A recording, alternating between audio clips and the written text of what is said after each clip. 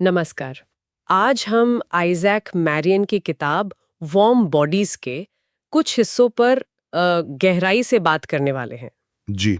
ये कहानी है तो ज़ॉम्बीज के बारे में, पर शायद उस तरह से नहीं जैसे हम सोचते आए हैं। बिल्कुल। आज हम देखेंगे कि ये कहानी ज़ॉम्बी जॉनरा को कैसे एक नया मोड़ देती है और इसके मतलब क्या हैं। बिल्कुल। कहानी का जो हीरो है वो एक ज़ॉम्बी है, आर। और वो धीरे धीरे अपनी इंसानियत वापस पा रहा है। अच्छा, कैसे? वजह है एक जिंदा लड़की, जूली, जिससे वो मतलब जुड़ जाता है। ये जो अंश हमारे पास हैं वो दिखाते हैं कि ये सब कैसे होता है और इसके मायने क्या हैं। तो शुरू करते हैं आर के उस हवाई अड्डे वाले जीवन से। काफी वीरान सा है। हाँ, बिल्कुल। वो अपनी पहचान भी भूल चुका है। खुद को आर कहता है क्योंकि शायद यही आवाज वो निकाल पाता है। ये उसकी बेजान जिंदगी का प्रतीक सा लगता है ना? एकदम। ये सिर्फ एक ज़ॉम्बी होना नहीं है, ये पहचान का एक गहरा खालीपन है।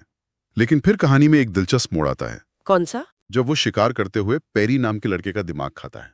ओह। और उसे सिर्फ खाना नहीं मिलता, उसे पेरी की यादें मिलती हैं। आ खासकर जूली के लिए उसका जो प्यार था वो महसूस होता है। वो वाला हिस्सा है ना स्रोत में, जब मैं उसका दिमाग खाता हूँ, उसकी यादें मुझ में सूरज की रोशनी की तरह भर जाती हैं। हाँ वही। और ये चीज, ये अनुभव आर को अंदर से बदल देता है। हाँ, और इसी असर में वो जूली को दूसरे ज़ॉम्बी से बचाता है। मतलब ये तो बिल्कुल ज़ॉम्बी वाले काम नहीं हुए। सही कहा। बचाता है और उसे अपने ठिकाने ले जाता है, एक पुराना हवाई जहाज। ये सिर्फ एक एक्शन नहीं है, ये उसके अंदर कुछ बदलने का शायद पहला पक्का सबूत है। सही कहा। और वो हवाई जहाज, वो एक अजीब सी लेकिन बहुत जरूरी जगह बन जाता है, जैसे दो अलग दुनियाओं के बीच का पुल।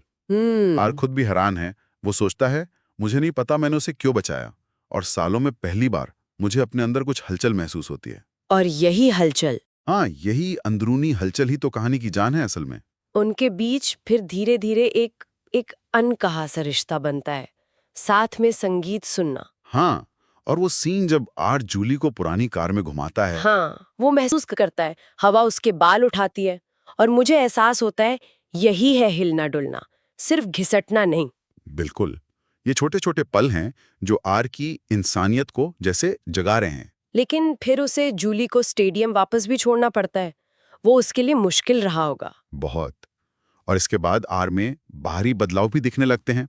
साफ बोलना। हाँ, और वो गर्माहट महसूस करना, मुझ में कुछ बदल रहा है, मेरा सीना गर्म महसूस होता है।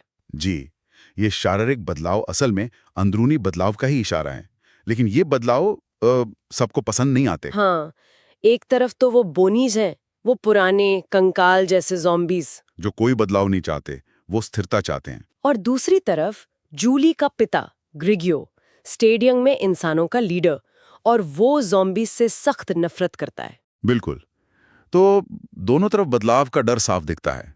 स्थिरता बनाम बदलाव। और जब आर दोबारा जूली से मिलने स्टेडियम जाता है, उनका रिश्ता और गहरा हो जाता है। हाँ, जूली अब उससे डरती नहीं, वो उसे पहचानती है। आर सोचता है, जब वो मुझे देखकर मुस्कुराती है तो उसमें डर नहीं होता, पहचान होती है। यहाँ तक कि जूली की दोस्त नोरा भी आर के बदलाव को मानने लगती है। जी।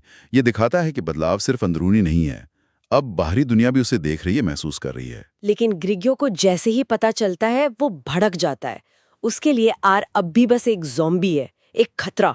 और वो उसे मारने का हुक्म देता है। तो फिर आर, जूली और नोरा को स्टेडियम से भागना पड़ता है, और उनका पीछा सिर्फ इंसान नहीं कर रहे हैं। नहीं, बोनीज भी कर रहे हैं, क्योंकि आर का बदलाव वो फैल रहा है। अच्छा, मतलब दूसरे ज़ॉम्बीज भी बदल रहे हैं? हाँ, जैसा आर का दोस्त एम कहता है, वे सपना देख रहे हैं, हम सब फिर से सपना देख रहे हैं।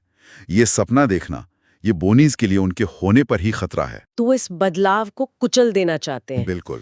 और कहानी का अंत एक बड़ी लड़ाई में होता है, जहां इंसान और बदल रहे ज़ॉम्बीज मिलकर बोनी से लड़ते हैं। जी। इंसान और ज़ॉम्बी कंधे से कंधा मिलाकर लड़ते हैं।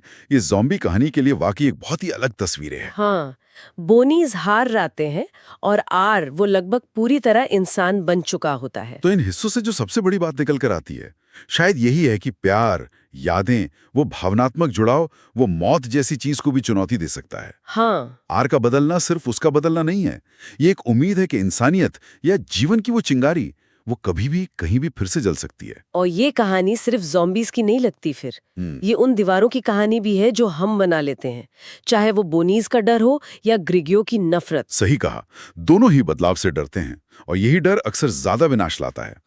ये सोचने पर मजबूर करता है ना कि अगर ये जुड़ाव, ये सहानुभूति मुर्दों में जान डाल सकती है लाक्षणिक रूप से, तो ये हमारे अपने समाज, हमारी अपनी जिंदगी में जो दूरियां हैं, जो दीवारें हैं, उनके बारे में क्या कहता है? वो कौन सी खाइयां हैं जिन्हें हम शायद पाट सकते हैं अगर हम कोशिश करें तो। बिल्कुल।